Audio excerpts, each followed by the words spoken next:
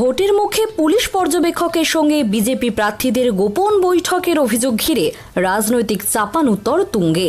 ইতিমধ্যেই নির্বাচন কমিশনের কাছে লিখিত অভিযোগ জানিয়েছে তৃণমূল। পাশাপাশি পুলিশ পর্যবেক্ষককে অবিলম্বে অপসারণের দাবিও জানিয়েছে তৃণমূল নেতৃত্ব।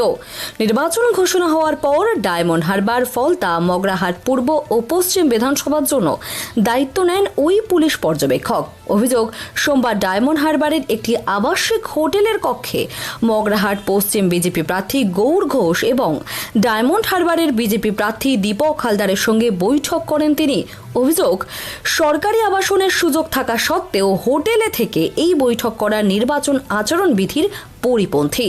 তাদের দাবি, একজন নিরপেক্ষ পর্যবেক্ষকের এমন বৈঠক ভোট প্রক্রিয়ার নিরপেক্ষতা নিয়ে প্রশ্ন তুলছে এবং পক্ষপাতিত্বের ইঙ্গিত দিচ্ছে।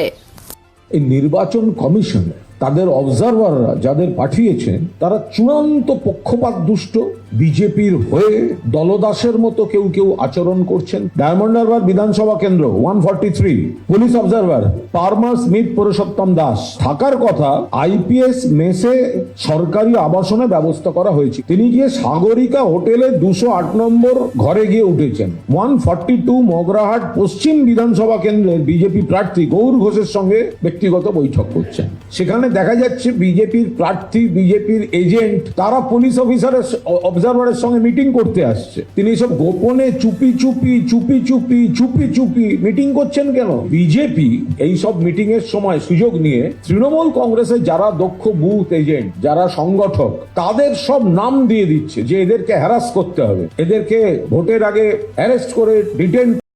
এই ভিডিওতে প্রকাশিত সমস্ত সংবাদ এবং তথ্য বিভিন্ন সূত্রের ওপর ভিত্তি করে পরিবেশন করা হয়েছে। আমাদের লক্ষ্য বস্তুনিষ্ঠ সংবাদ প্রচার করা। কোনো ঘটনার দ্বারা কাউকে ব্যক্তিগতভাবে আঘাত করা আমাদের উদ্দেশ্য নয়।